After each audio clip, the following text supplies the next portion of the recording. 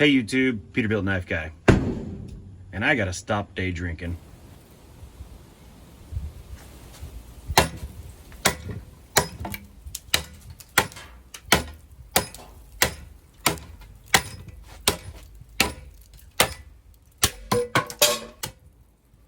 And stay away from Amazon and any other knife selling place online. They make it too easy nowadays to just click send and type in your information and it's on your way. Well, what we have here today is something that I have been aware of for a while, but I never wanted to pull the trigger on because it is god-awful expensive for what it is.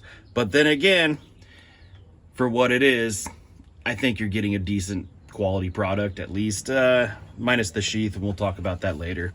So this here is the JIMI Slash Competition Chopper, made by Cold Steel. It is a 10-inch blade, 15 overall, CPM 3V. The knife alone weighs 28.3 ounces. It's an 8mm thick blade, and the handle is Crayex. Just your standard box, blah, blah, blah. There's a look at the sheath. We're gonna talk about that in a minute. They for the price point of this knife, they really missed the mark on the sheath. Now I do understand because this is a Blade Sports certified knife, which means that you could actually purchase this knife and enter Blade Sports because it meets all the specifications, which is cool, which is part of the reason why I wanted to do it. Not that I'm gonna get into Blade Sports, but I'm into that kind of thing. When I was originally looking at this knife, I picked up the Condor because the Condor is kind of a Blade Sports, I don't know if it's certified, but it meets the parameters where it's 15 overall. I think the blade might keep it out, I'm not sure. Nope, it's under. So you got a 9 3/4 inch blade. You're allowed a 10-inch blade and a 5-inch handle, 15 overall on Blade Sports. There's a couple extra specs, like you have to have a front lanyard hole, blah, blah, blah. This thing's been a freaking awesome beast. So, I didn't buy this to buy this, and you can't have one, you got to get them both. So that's where this bad boy comes into play. Let's get this box out of here. So this here is the JIMI Slash Chopper. Now, I'm gonna put the caveat in there that I do not watch JIMI Slash. I'm not a fan of JIMI Slash. I have nothing against JIMI Slash. He's just not my cup of tea. You do you, boo. It's not my thing. Not everybody's channel. My channel is definitely not for everybody, and his channel just has never been for me. I honestly wish his name was off of here. If you can even see it, it's a signature.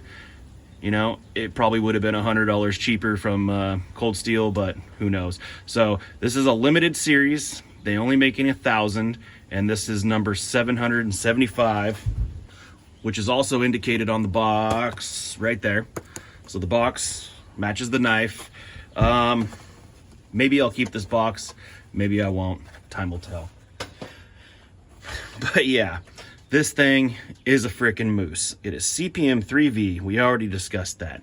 It is 5/16 inch thick.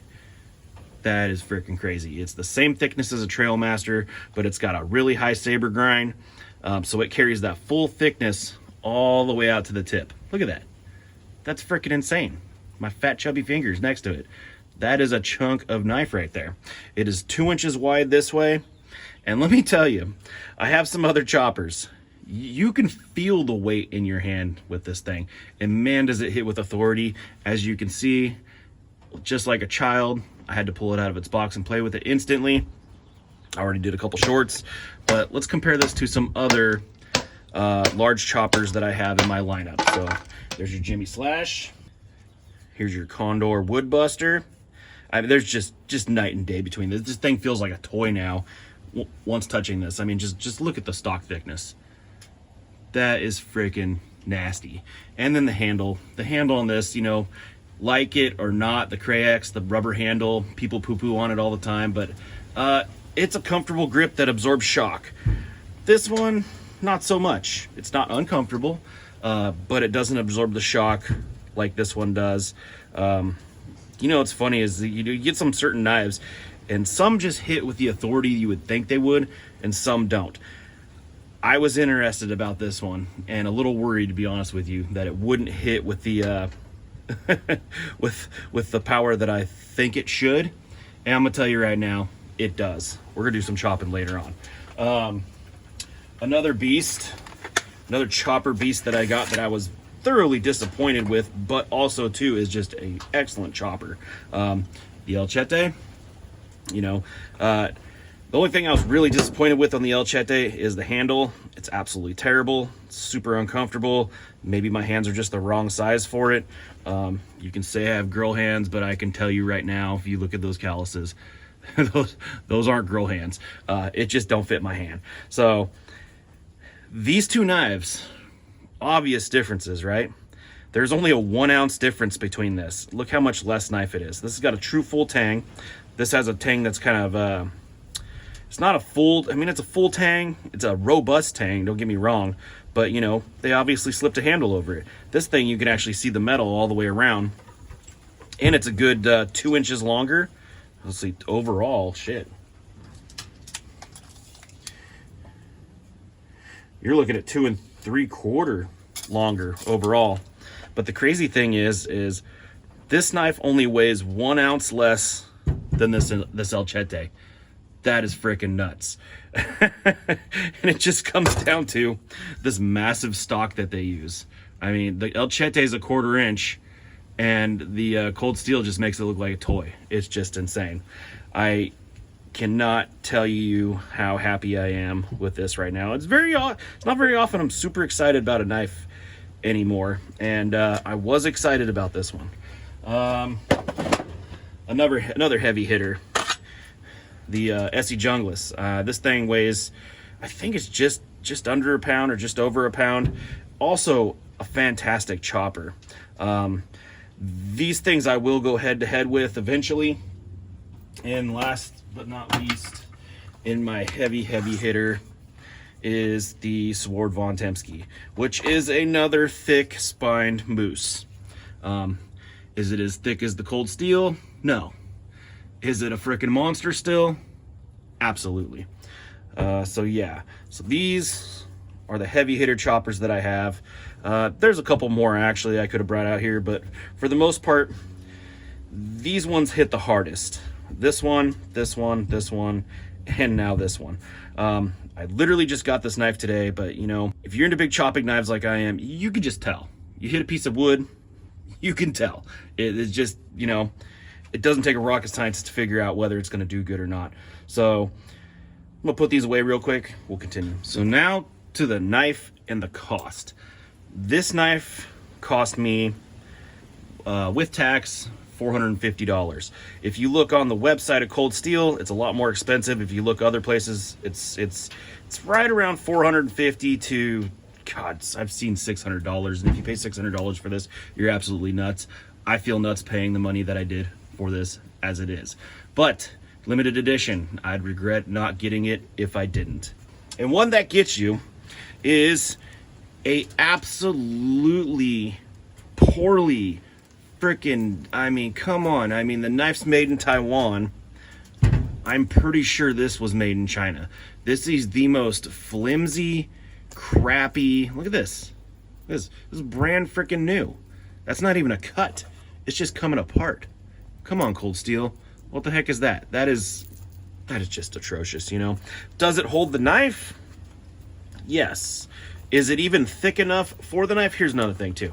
People, if you're making sheaths, you got to make sure you have a thick enough welt on your freaking knife, okay? That's the knife. The knife is thicker than the damn sheath is almost. If not right there. So sticking it in there is, yeah, weird at best. It doesn't have the best fit. It holds the knife securely. The strap is just, that kind of bugs me, especially for the price of the knife. You know, we're paying over $400 for a knife, even on the low end, and they let that come out of their factory. That's absolutely terrible. It's like 2 separate pieces. I don't even know what's going on there. Look at that. Freaking terrible. But it functions. It holds the knife in. Since this is a blade sports knife, this is not a go outside and chop some wood knife, and that's, you know, exactly what I'm gonna do with it, but it's not what it's designed for. This knife was designed so you could be into blade sports for a relatively cheap price, because a custom made blade sports knife is gonna run you about 500 bucks for a custom crappy one, and probably like $10.95 or something like that. Upwards of $1,000 to $2,000 depending on your maker. So, you know, getting into blade sports, the knife alone is going to be your biggest purchase, you know. And then this is something that is, while it's expensive, if you're going to drive across the country to go play in the knife sports world, you cannot do it with something like this. You're just going to get spanked. Is this a good chopper? Absolutely. It's a fantastic chopper, but it just will not compete in the blade sports world, to where this one actually will compete on the lower end of blade sports worlds, or of the blade sports world. So that is cool, and that is the reason why this sheath is the way it is, because in blade sports there's two requirements on the sheath. One, it's got to hold the knife, and two, there has to be a secondary retention for some reason. Now, there is no belt loop requirement on there, so most blade sports knives, if you ever watch them, they just have basically a sleeve with a lock, and that's what this one comes to. It holds true to what it's meant for, but then on that end, it is also the worst sheath that I've ever got on a knife that was anything more than 40 bucks. I mean, come on. It doesn't even feel like real leather. It doesn't even smell like real leather. If it was done right, I mean, it would be cool. I would have thickened up that welt on there, used a little thicker leather, and yeah, this strap is just atrocious. You can't even cut it. If people say like, oh, they cut it. No. How are you going to cut that strap at that angle, pulling this out? If it's going to cut, it's going to cut across here. So let's just not have those dumb comments come in right now beforehand. But anyways, this is a freaking chopping knife. Let's go chop with this bad boy. The first chop I did with it, that was a 2x4 that got destroyed. There's the rest of it over there. It is rather windy out here today, but that's not gonna stop me. So we've got some 1x1, which is 1.5 by 1.5 inches. Let's just clobber it and see what happens. Ooh, good penetration.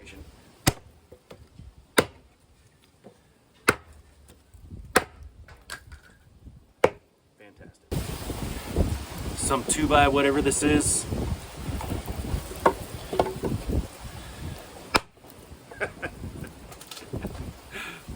That's awesome.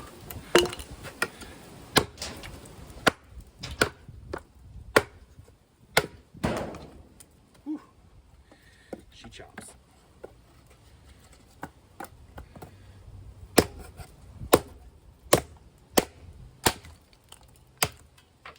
Just murders that stuff. And a pretty hard 2x4 with a notch for a strap. But let's get into it.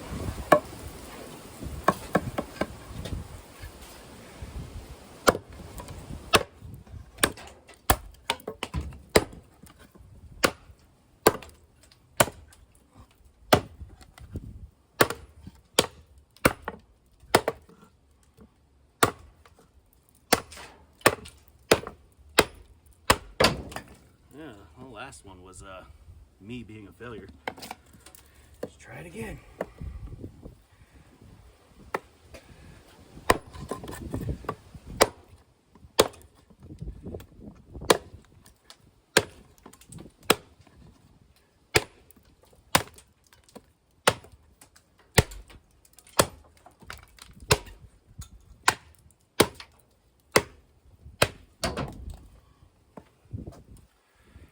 She's a chopper.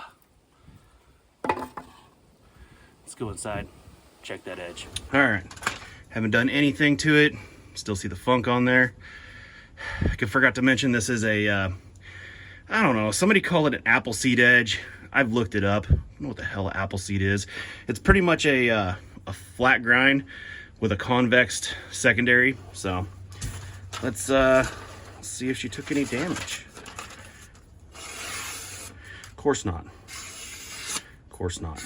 The CPM 3V Cold Steel does is fantastic. And that's another thing. This is a massive chunk of CPM 3V. Dead straight, ground good. I know people are worried about the new quality of Cold Steel. It hasn't been an issue for me. You know, is it hit and miss more now? Yes, but I don't know. They did a good job on this one, and I would hope so, especially with that sheath failure. But anyways, that's all I got for you today. Stay tuned. There will definitely be some more on this knife and some comparisons to some other choppers. Thanks for watching.